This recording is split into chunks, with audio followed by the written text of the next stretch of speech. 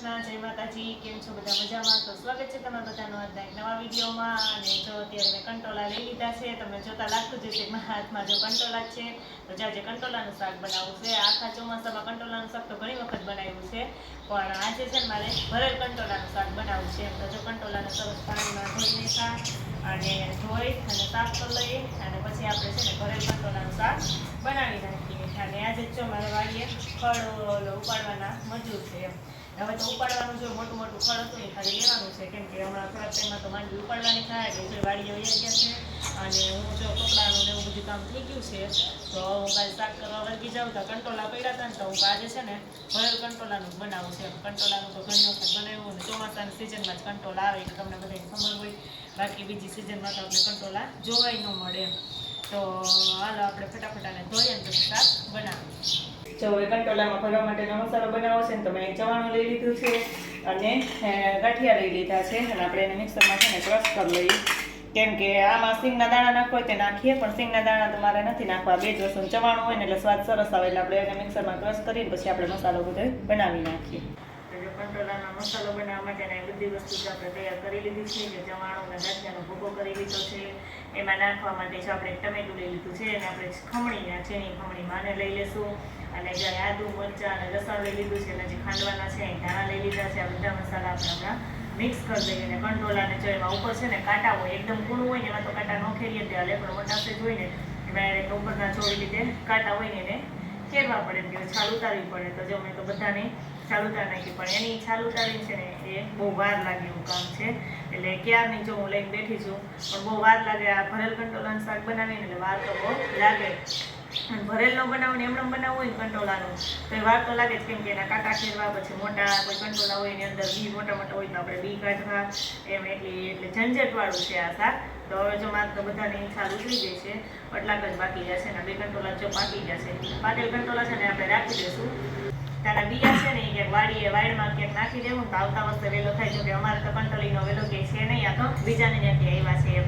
પણ મમ્મી એમ કહેતા હતા કે એના બી આપણે નાખી દઈએ ને એટલે આવતા વર્ષે પાછો કંટોલીનો વેલો થાય એમ. એટલે જે પાકેલ કંટોલા મૂકી દીધા છે, અને એટલા કરતી જો આપણે છાલ ઉતારી લઈએ પછી મસાલો બનાવી નાખીએ. અને આને જો મસાલો કરવા માટે કંટોલામાં છે ને વચ્ચેથી આપણે કેમ આ બધા રીંગણામાં બટાકાનું શાક કરીએ તો વચ્ચેથી કટ લગાવીએ, એવી રીતે જો આને આપણે વચ્ચેથી કટ કરવાનું છે, કેમ કે કટ કરીએ તો જ મસાલો ભરાય. અને એકદમ કૂણું હોય ને તો આપણે એમાં રહેવા દેશું, અને બહુ જો ઓલું હોય ને અંદરથી આપણે બી કાઢી નાખશું, અને પછી આપણે અંદર મસાલો ભરશું. કેમ કે નાનું હોય એટલે મસાલો તો થોડો થોડો જ અંદર ભરવાનો હોય.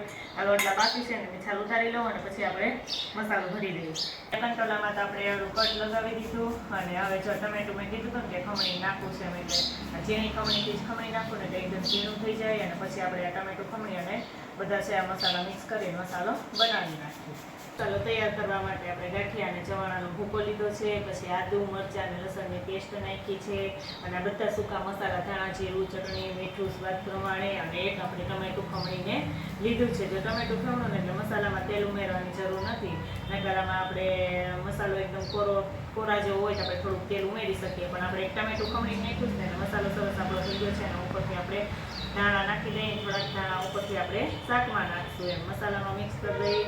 અને હવે જો આપણા કંટોલા છે એમાં તો કટ લગાવી તૈયાર છે જ, તો હવે આપણે એમાં મસાલો ભરવાનું કામ ચાલુ કરી દઈએ. જો કંટોલામાં મેં કીધું એમ કે બહુ કંઈ મસાલો ભરાય નહીં ઓની જેમ, એમ કે આપણે બહુ વધારે ઓલું કટ લગાવીએ તો એના બે ખાડા થઈ જાય. એટલે આપણે થોડો થોડો મસાલો ભરતા જઈએ અને બધા કંટોલા છે ને એ ભરી લઈએ. ભરવાનું ચાલુ કરી દીધું છે, અને એકદમ મસ્ત જો મસાલો ભરાય છે. આપણો કંટોલું નાનું હોય એટલે ઘણા એમ થાય કે આખા કંટોલાનું શાક કરવું છે તો આપણે મસાલો કેવી રીતે ભરવું, પણ બહુ મસ્ત જો આપણો મસાલો તમે જોઈ શકો છો કે એકદમ સરસ જો ભરાઈ જાય છે. અને આપણે ફટાફટ બધા કંટોલામાં મસાલો છે એ ભરી લઈએ. અને આપણે ધીમે ધીમે ભરીએ ને એટલે કંટોલું છે ને એના ફાડા નથી થતા, નકર આમ વધારે ઓલું કરીને ભરીએ તો કદાચ ખાડા થઈ જાય. પણ બહુ મસ્ત જો આ કંટોલા મારા ભરાઈ ગયા છે. અને ફટાફટ આપણે બધા ભરી લઈએ.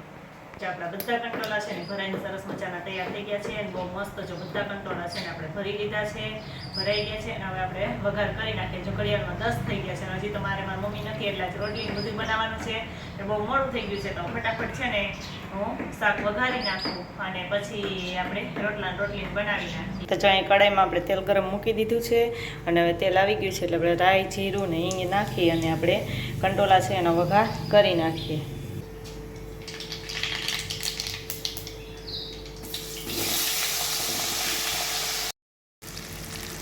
તો જે કંટોલા છે ને એનો આપણે વઘાર કરી નાખ્યો છે ને આપણે થોડીક વાર એને ચડવા દઈએ. એમણે તેલમાં ચોડવાના છે. જો કુકરમાં કરીએ ને તો ફટાફટ ચડી જાય, પણ આપણે મસાલો ભર્યો છે ને એટલે એકદમ ઓલા પોચા થઈ જાય તો આપણા કંટોલા છે ભાંગી જાય ને આપણો મસાલો છે બહાર નીકળી જાય. એટલે હું કડાઈમાં જ છે ને અને શાકને વઘારી નાખું. થોડોક જો મસાલો અહીંયા વધ્યો છે તો એ આપણે ઉપરથી ગ્રેવી માટે નાખશું એટલે સરસ રસાવાળું શાક થાય.